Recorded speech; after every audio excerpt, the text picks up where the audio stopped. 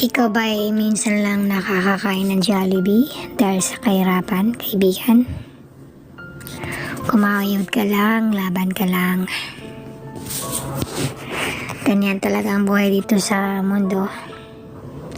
Minsan sinusubok tayo ng ating kapalaran. Pero hindi mo alam. Dahil sa marami tayong pagsubok, hindi mo namamalayan, umaangat ka na pala. May mga taong minsan lang nakakakain ng Jollibee, minsan lang nakakapunta ng McDo dahil sa kahirapan. Laban lang at huwag susuko. Dahil ang sumusuko, natatalo. Basta maghanap buhay ka lang na marangal